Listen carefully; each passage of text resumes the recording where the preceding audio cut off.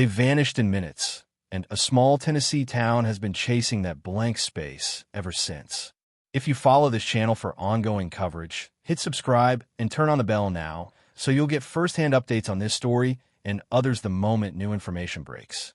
On the evening of June 15, 2021, 5-year-old Summer Wells was reported missing from her family's home on Ben Hill Road in Hawkins County, Tennessee. That narrow window of time, the few minutes when she was last seen and when she was first noticed gone, sits at the center of everything that followed. In missing child investigations, minutes matter.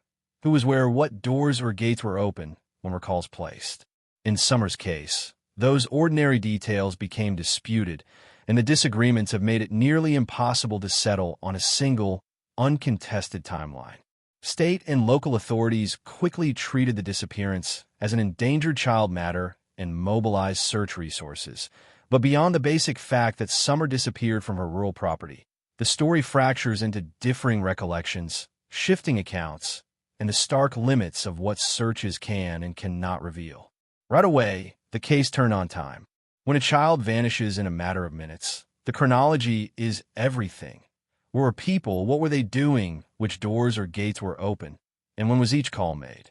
The problem in Summer's case is that those ordinary, everyday details became contested. Different family members and neighbors gave slightly different accounts of where they were and what they saw in the minutes before she was noticed missing. Those differences, small on the surface but enormous in investigative terms, left law enforcement with multiple possible scenarios to pursue and no single, uncontested timeline to anchor the search. Establishing a minute-by-minute reconstruction is the kind of laborious, forensic work detectives prefer, but depends on consistent witness accounts or corroborating digital records. In their absence, suggestion, memory drift, and even simple misunderstandings multiply. The narrowness of the time window also shaped the nature of the initial response. Within hours, state investigators and local deputies treated the case as an active endangered child matter. A statewide alert mobilized volunteers, media attention, and search teams. That immediate escalation is standard in suspected child disappearances because the first few hours yield the best chance of physical evidence and credible sightings. But escalation also raises stakes. Media attention increases public scrutiny of every statement, and a collapsing timeline invites passionate theories. For the family, investigators, and neighbors, the question of what happened within those minutes has not been answered, and that uncertainty continues to dominate the investigation's arc. Conflicting family accounts created gaps and contradictions that have complicated the effort to fix Summer's last known movements. In any missing child inquiry, the observations of people closest to the scene are core pieces of evidence. In this case, interviews with family members produced accounts that could not be aligned without more corroboration. Sometimes those differences are simple human failings. People misremembering the order of actions in an anxious moment. Sometimes there are differences in vantage point. One person may have been in the house while another was outside, and neither could confirm the other's memory. But the result is the same. Investigators could not rely on a single, uncontested narrative to guide searches or to validate leads. That lack of a unified family timeline has had practical consequences. When witnesses disagree on where or when Summer was last seen, leads multiply. Do you search the stream near the trailer, check the nearby road again for a vehicle, or re-interview neighbors about an unfamiliar truck? Each possibility draws resources away from another. Investigators must treat contradictions as leads to be verified rather than as established fact, which slows decision-making and extends the time investigators spend re-interviewing and cross-checking records.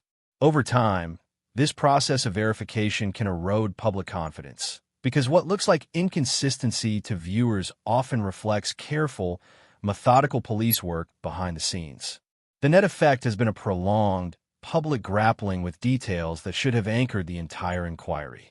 The immediate, massive search for Summer stretched across rugged, wooded country, marshy hollows, and private property, and it involved helicopters, scent tracking dogs, ATVs, drones, and hundreds of volunteers and professionals. In the first days and weeks, Agencies from the local sheriff's office to state investigators and federal partners coordinated sweeping efforts across thousands of acres of terrain. Search teams mapped the property, scoured creek beds and wood lines, and used both human volunteers and technical assets to cover ground quickly. That scale and intensity reflect how seriously agencies treated the possibility of rapid removal or an accidental wandering that could lead into dangerous terrain. Large, multi-agency searches like this one are logistically complex and physically exhausting. Helicopters and drones can cover treetops and give searchers a fast sense of large areas, while scent dogs and ATVs are better suited for following tracks across rough earth and down steep ravines. Volunteers, sometimes thousands, bring manpower and local knowledge, but they must be managed to avoid contamination of potential evidence and to keep search grid systematic. In Summer's case, teams returned to the area repeatedly in subsequent weeks and months to re-examine locations where leads had pointed. That repeated effort is typical. Initial sweeps can miss clues, and new information may require investigators to go back and replicate searches under different conditions or with fresh technology. Yet despite the intensity and duration of the efforts, the searches did not produce the decisive physical evidence that would point investigators to a definitive resolution.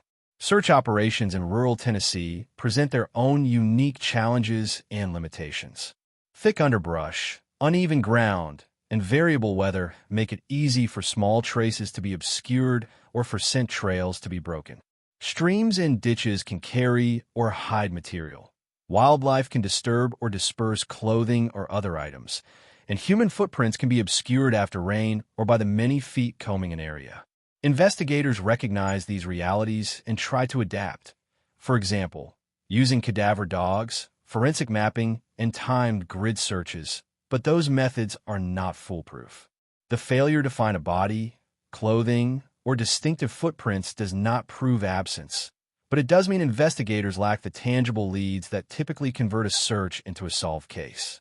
That absence has forced the inquiry into a different mode: long-term information collection, tip vetting, and periodic re-examination rather than a single, evidence-driven breakthrough. Despite exhaustive and repeated searches, investigators did not discover physical evidence such as footprints, clothing, or a body that would definitively reveal what happened to Summer. This absence is one of the most consequential facts in the entire case. Without physical traces to link a suspect, a vehicle, or a direction of travel, many theories remain plausible and none can be proven. It transforms what might otherwise be a forensically resolvable case into a prolonged puzzle dependent on human recollection, circumstantial leads, and the slow work of corroboration. That lack of hard evidence has shaped every subsequent claim and counterclaim, and it is why agencies continue to treat multiple possibilities as active lines of inquiry rather than offering a single, public conclusion. The rise of social media amplified awareness of Summer's disappearance in ways investigators could never have achieved alone. Public posts, shared flyers, and online volunteer networks helped keep the story in the public eye beyond traditional news cycles, and at times that attention produced helpful leads or brought forward witnesses. But social platforms also accelerated the spread of misinformation, conspiracy theories, and unverified accusations, complicating the investigative landscape. Amateur sleuths proposed competing narratives, some stressing the possibility of an opportunistic abductor, others asserting inside involvement by family members. While some crowdsourced efforts were constructive, many posts offered little corroboration and instead amplified rumor. The double-edged nature of social media matters because online speculation has both tangible and intangible effects on investigations. Tangibly, false or repeated tips can clog official hotlines, forcing investigators to sort through thousands of leads for the few that are actionable. Intangibly, rampant speculation shapes public opinion, which can pressure authorities and affect how witnesses choose to speak or behave. In Summer's case, investigators repeatedly asked the public to prioritize verifiable details: photographs with timestamps, independent witness accounts, vehicle descriptions, rather than circulating theories that lack substantiation. That plea reflects operational necessity. Investigators will follow credible leads, and social noise can distract them from those lines of inquiry. Investigators from state and local agencies and federal partners coordinated the inquiry while deliberately limiting what they released publicly, adopting a careful, cautious approach to updates. That restraint is standard when a case is active. Revealing too much can jeopardize confidentiality, tip off potential suspects, or endanger witnesses.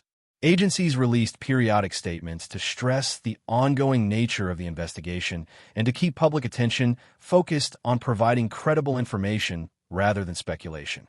This strategy has a purpose, preserving investigative integrity, but also comes with political and social costs. In communities starved for answers, restrained official statements are often read as evasiveness, fueling suspicion and rumor. That cautious public posture is a tactical choice. Investigators prioritize protecting methods, witnesses, and the chain of custody for evidence, all of which can be undermined by premature disclosure. They also aim to nudge the public toward providing specific, verifiable information while discouraging speculative content that offers no investigative value.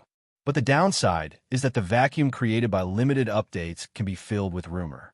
For families and communities eager for clarity, official silence is intolerable. For investigators, silence is a shield to preserve the possibility of solving the case. Balancing those competing imperatives is one of the enduring frictions in this and many similar missing person investigations. From the earliest hours, multiple theories coexisted: that Summer was abducted by a stranger, that she wandered off and suffered an accident, that someone within the household was involved, or that she encountered an opportunistic stranger who happened on the property. Each theory rests on distinct premises and demands different investigative priorities. For instance, a stranger abduction focuses attention on vehicles, surveillance footage, and registered offenders in the area. An accidental wandering centers on landscape features, water hazards, and pattern searches. Inside involvement points investigators toward interviews, household activities, and motive. Because investigators have not found physical evidence to confirm any scenario, they continue to treat each as a viable line of inquiry, testing and retesting hypotheses as new tips emerge. Public conversation has often preferred a single, decisive explanation, but the reality is messy. Evidence, or the lack of it, pushes the investigation toward breadth rather than certainty. The theory of stranger abduction is emotionally resonant and would explain a sudden disappearance in minutes. The walked away hypothesis remains plausible given past cases where young children have wandered into danger. The suggestion of inside involvement arises because many missing child investigations at times implicate those close to the victim. Law enforcement must keep an open mind and allocate resources accordingly. In Summer's case, the persistence of multiple theories is not evidence that investigators are indecisive, but an acknowledgement that the material facts necessary to narrow the field simply are not available yet. No single theory has been proven because the investigation lacks definitive physical evidence or a corroborating witness that would allow investigators to close the book on any one explanation. The absence of anything like a body, a confirmed sighting, or a corroborated digital timestamp means that circumstantial patterns dominate the discussion. Circumstantial evidence can point to plausibility, but rarely produces legal closure without complementary forensic links. That state of affairs explains why years after the disappearance, authorities still frame the case as active and unresolved, and why public debate about motive and method continues without a decisive end. The Wells family's shifting public statements and the occasional inconsistencies in media interviews fueled public suspicion and became a focal point for online discussion.